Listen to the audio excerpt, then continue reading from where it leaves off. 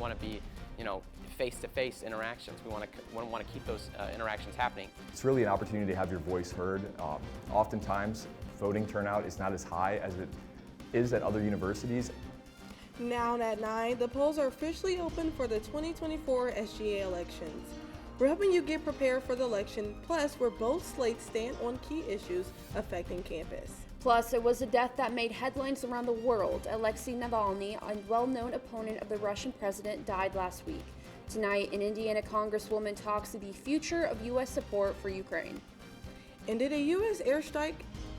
And we are going to be seeing some warmer temperatures this week after a chilly weekend. To find out how hot we'll get in my full forecast, NewsLink Indiana starts right now. Local news about local people, live from Ball State Unified Media. You're watching NewsLink Indiana.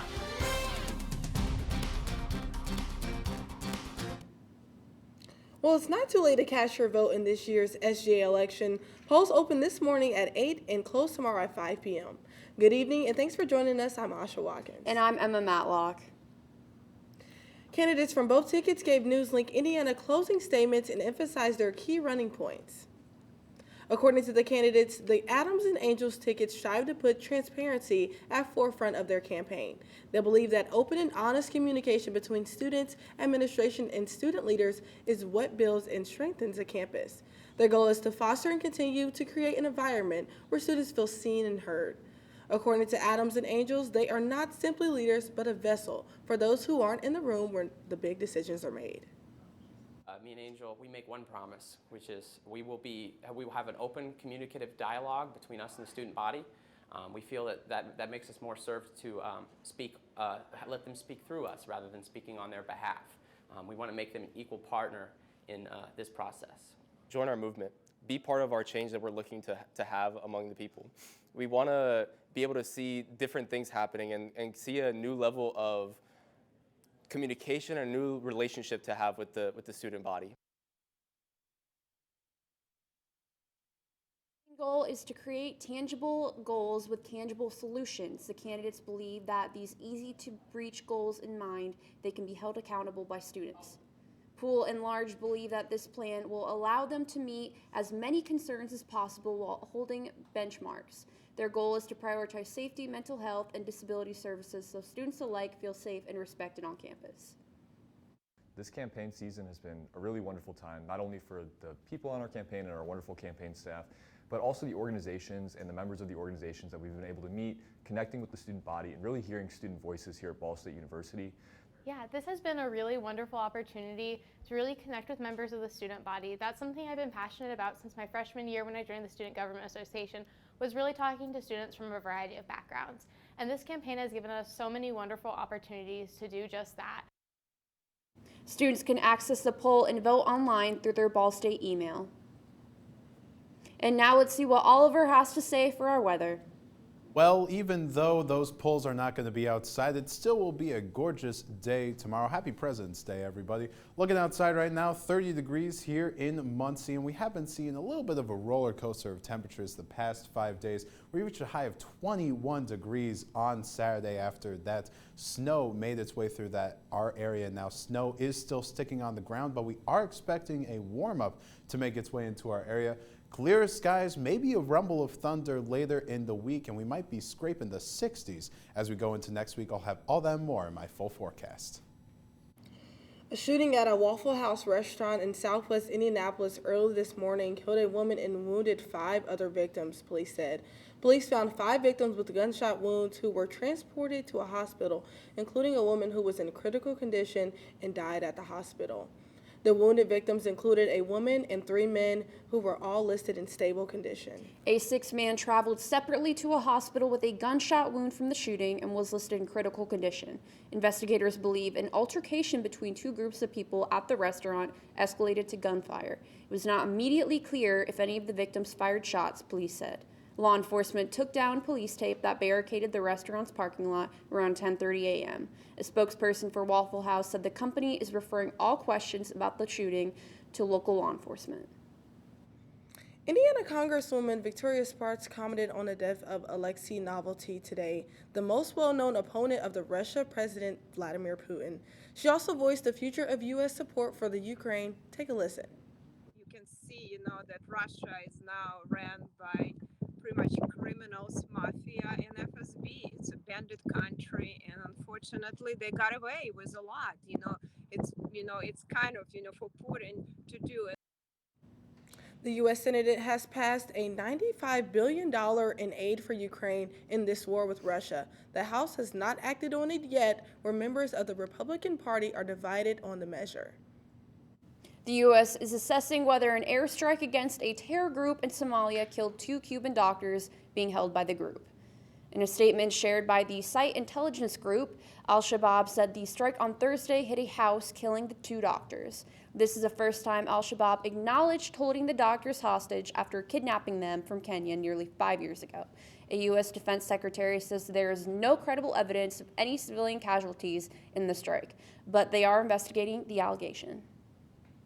The U.S. is also investigating what happened to an unmanned Air Force drone that crashed in Yemen. U.S. military officials say that the MQ-9 Reaper, which is primarily used for intelligence collection, crashed today. The Iran-backed Houthi forces claim to have shot it down. It comes as a crew aboard a commercial vessel in the Gulf of Aden was forced to abandon ship following a Houthi attack. A Houthi spokesperson said it was retaliation for American-British aggression in Yemen. After the break, your health headlines. What treatment may improve your day-to-day life as the seasons change? And can a new injection keep you safe in extremely cold temperatures? Find out next. Dear moms and dads, what you have achieved here today is going to help us and our futures. It is why we are coming up on stage to collect your diplomas. You know it's true. Mom, we love you always. Everything I do, When you graduate, they graduate. Visit finishyourdiploma.org to find free and supportive adult education centers near you. Last week, Brandon met a girl on a dating app. One day after work, he finally found the courage to ask her out. No answer. He started to panic. Was he being too pushy? Maybe it was too Sorry I didn't respond. I was driving. I would love to go on a date. How does tonight sound? Brandon tried to play it cool, but inside he knew. A girl so smart, so responsible. She must be a keeper.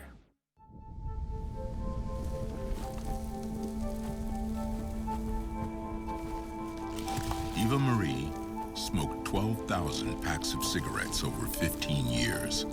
She quit, and now there's a new lung cancer screening that could save her life. You stopped smoking.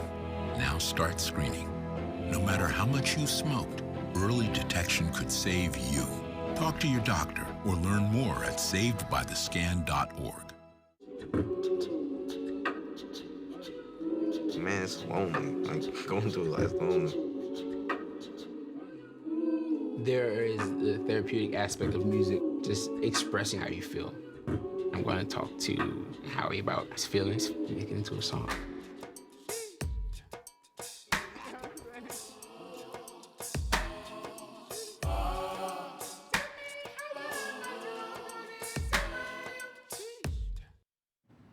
Welcome back. Do you have multiple food allergies? If so, now there's new help.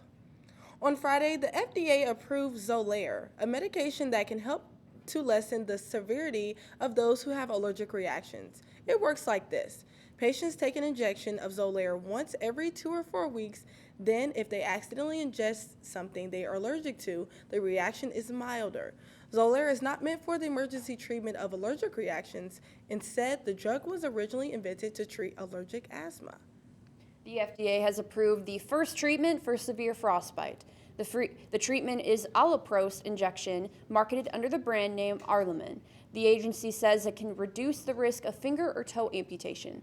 Frostbite happens when the skin and underlying tissues freeze, which limits blood flow to the area. Severe frostbite can lead to permanent damage and requires amputation. It can be used up to 3 days after injury. It's recommended that teens should sleep 8 to 10 hours a night, but health experts say many are getting far less than that, and it can have a significant impact on their health and even their development. In today's Health Minute, Mandy Gaither has more on how a lack of sleep can affect teens and how parents can help them prioritize getting those Z's. It's an important part of everyone's health, but sleep is especially critical for those who are still growing. A lot of the important functions that they're developing, including executive functioning, decision making, emotion regulation, impulse control, those skills are all developing during sleep. The CDC says youth who don't get enough sleep have a higher risk of obesity, diabetes, injuries, poor mental health, and problems with attention and behavior. It also is that our growth hormone is released during sleep, so our adolescents are literally growing during sleep. Lisa Meltzer is a pediatric sleep specialist with National Jewish Health. She says for many teens, a big barrier to sleep is social media. Recently, Meta introduced a nighttime nudge on Instagram that encourages teen users to stop scrolling late at night. This is useful because teens can't turn the nudges off, they can't ignore them, but at least they pop up and give teens a sense that it's getting late and perhaps it's time to wind down, turn the technology off. Parents also play a role in helping teens prioritize sleep. Meltzer says bedtime routines are important. Have them go to bed and get up at roughly the same times every day, even on weekends. She says not to stay up too late or sleep in more than 2 hours. Even though it feels like they need that sleep, it's going to set their circadian rhythm off, and that's going to make it harder for them to fall asleep come Sunday night. For Health Minute, I'm Mandy Gaither. Well, hopefully we aren't sleeping on these temperatures. Could be seeing some upper 50s, maybe even 60s. I'll have all that and more after the break. As a dad, every day is a challenge. To make sure that the time that I spend with them, it doesn't matter how tired you are, you have to try to teach them. When they learn something new and you can just see in their faces, it's such an incredible moment. It's those moments that are my favorite.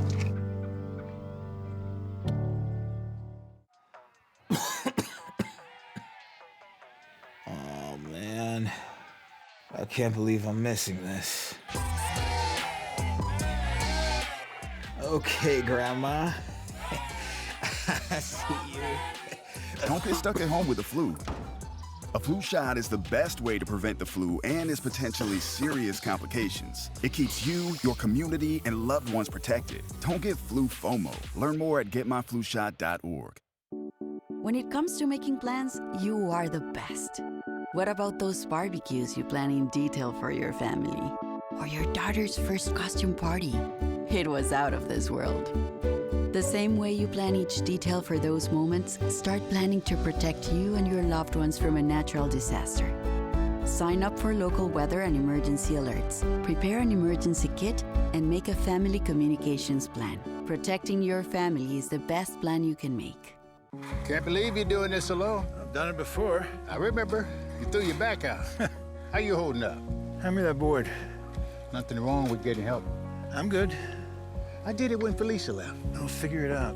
I know you will, but you don't have to do it alone, that's all I'm saying. If I promise to look into it, will you drop it and help me build this fence? Now you need my help. It can be a real pain sometimes, you know that? Mm-hmm. If you or a veteran you know needs support, don't wait. Reach out. Find resources at va.gov/reach. Welcome back. According to the Weather Prediction Center, the heaviest rain fell in Ventura County, California today. Crews with the Ventura County Fire Department spent part of the morning filling sandbags in order to keep the runoff of the roadway. Several lanes of the 101 highway in Ventura were also closed due to the flooding. More than 37 million people in California were under flood alerts. The Weather Prediction Center has issued executive rain outlooks for much of the state through tomorrow. And as we take a look at the state of California right here, we can see still so many flood warnings and watches throughout most of the border here. I thought my thing could click on it, but it didn't. I'm so sorry, everybody. But again, those are just going to stay in effect for a lot of the day tomorrow, as well as through the night tonight. So hopefully everybody out there in California is staying safe. But here in Indiana, we are seeing still those cooler temperatures, 30 degrees here in Muncie, 36 degrees in Indianapolis, and generally throughout the 30s throughout most of the area.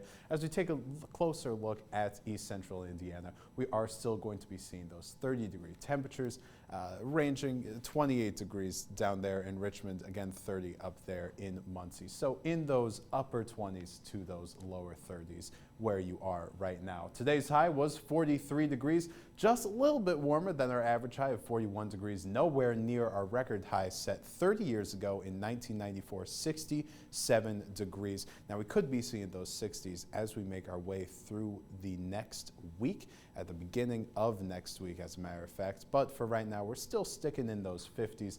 Taking a look at our radar, clear outs there, and those clear skies are going to continue as we move into tonight. 25 degrees for your low, winds coming from the southeast at around 5 miles per hour. Now cloud cover is going to increase, but we are still going to be seeing those southerly winds as we move through tomorrow. 5 to 10 miles per hour throughout most of the day, reaching a high of just under 50 degrees at 5 p.m. But in the morning, you will still have to scrape some frost off your windshield if you are going to be making your way to campus at 8 o'clock. Now, I did say clouds would be gathering throughout tomorrow, and they're still going to be gathering through Wednesday because we do see a large amount of cloud cover move into Indiana before a large band of precipitation makes its way as well. See this darker here throughout most of southern central Indiana, and even some pockets of yellow down there. Could be seeing some intense pockets of rain as well as some thunderstorms, maybe a couple of rumbles of thunder as you make your way into Thursday afternoon. Though that does clear out Thursday evening and we are left with some pretty clear skies moving into the weekend, even though we will be seeing some cooler temperatures in the weekend. But for the next 6 to 10 days, we are going to be staying above average. As we can see here, with the temperature outlook, most of the Midwest staying in a dark red state of just above average temperatures. Hopefully we do see that trend continue. I've been saying it this entire show, might be seeing some 60s as we make our way later into this week, but scraping 50 here tomorrow, your high 49 degrees, 55 there on Wednesday, 80% chance of rain there on Thursday. Like I said before, temperatures really drop down into the weekend. 39 degrees for your high on Saturday after a fairly breezy Friday. And then they do ramp up just a little bit moving into the rest of the weekend. 54 degrees there on Sunday, and then again scraping those 60s there on Monday, 59 degrees. We could even be seeing some more severe weather make its way into our area as we go later into the week, maybe Wednesday. But again, just a pleasant week, minus Thursday. Honestly, I'm anticipating that rain because it's perfect study weather. Sit inside, do some homework. Yeah. Definitely. Now, over to Jake for our sports today. Thanks. A new club at Ball State aims to spike down the competition, and two groups find success on different kinds of track. All this next in sports. It's something about having that piece of paper. Some people think that's worth more than my skills. I've run this place for 20 years, but I still need to prove that I'm more than what you see on paper. You just gotta be so good they can't ignore you. It's the way my mind works. I have a very mechanical brain. Analytics and empathy. That's how I've gained clients. I am more. I'm more than who I am on paper.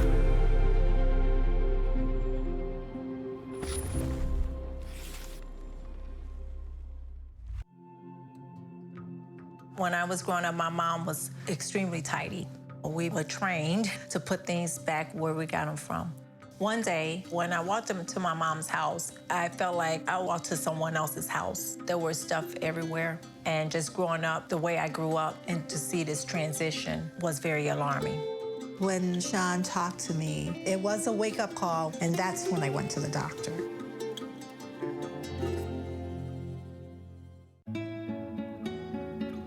¿Qué color? Perfecto, mijo.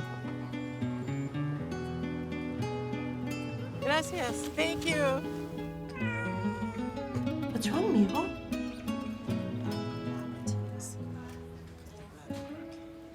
Donating to a pet's medical care is one of the many ways you can help families in your community.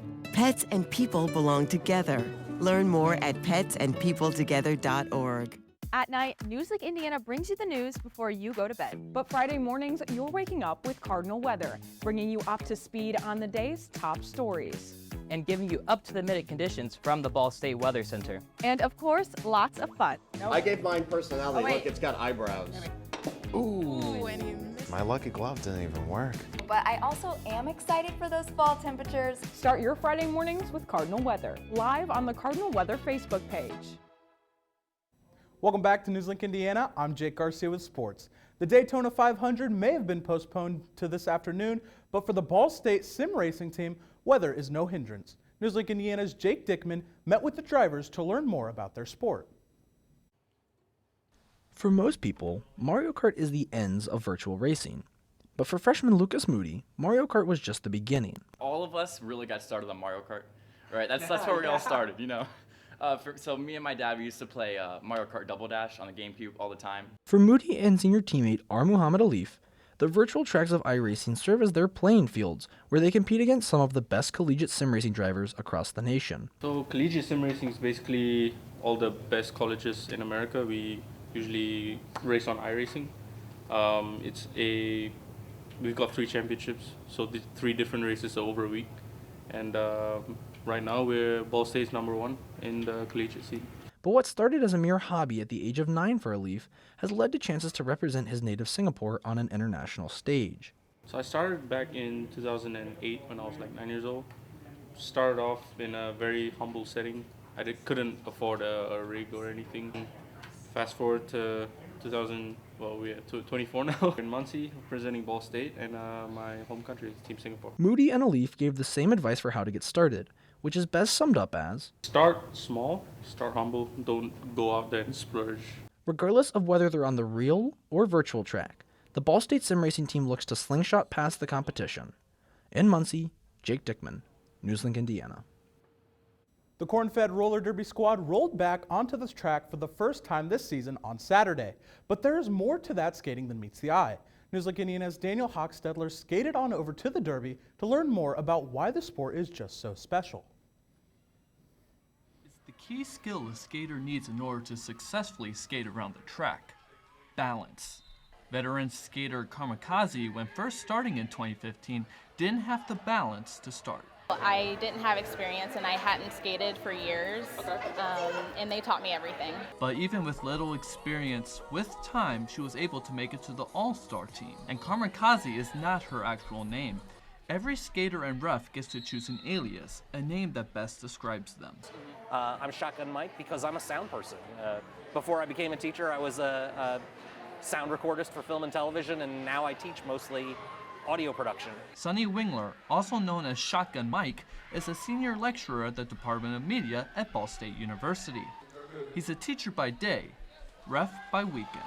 My wife, then girlfriend, started skating for the Muncie team here.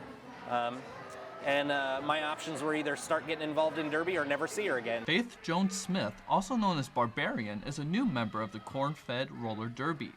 Not only does she have to balance on the track, but also in the classroom. But when 2 worlds collide, it gets better. I'm so nervous, but so excited. I've played sports all my life, so that nervousness is just like, it's a very nostalgic feeling, but also I was up on stage a lot too. With worlds colliding together, so are the fans coming out and supporting the corn-fed roller derby.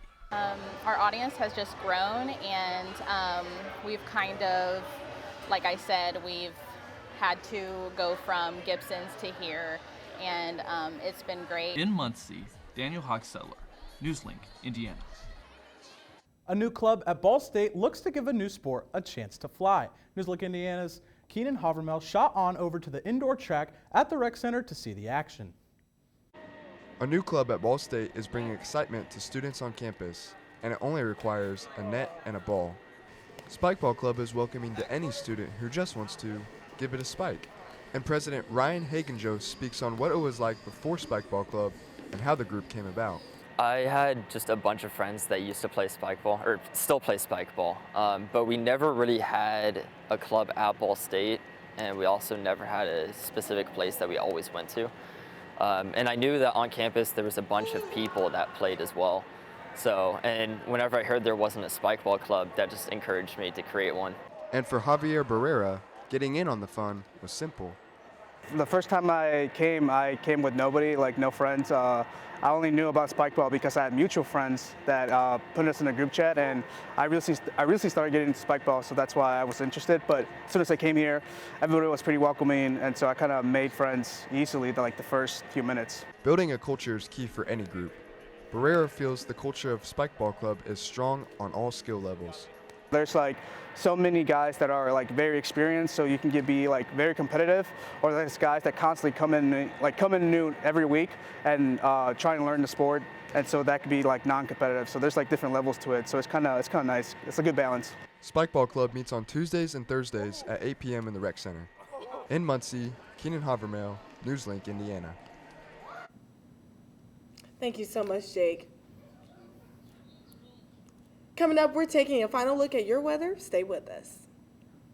Attacks against Asian Americans and Pacific Islanders are on the rise. My simple solution to the problem was remove people from the scene and help them feel safer.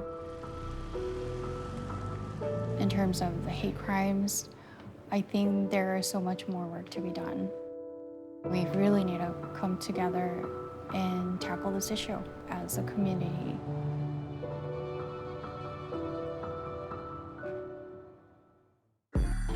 I'm an ex-drug dealer, and I'll be your sub today.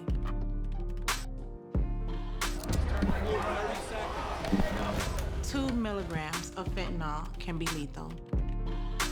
A lethal dose is in here. Who gets it, I won't know.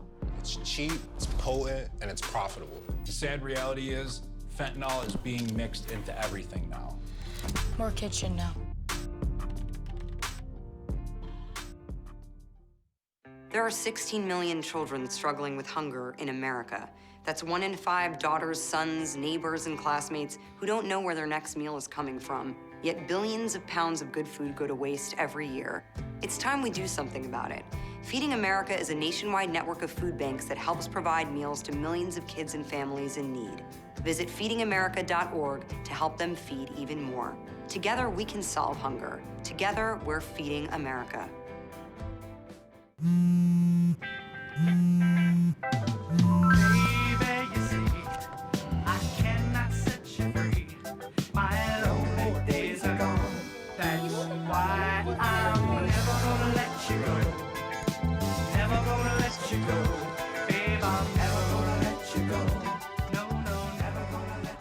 Here you go. Thank you. Thank you.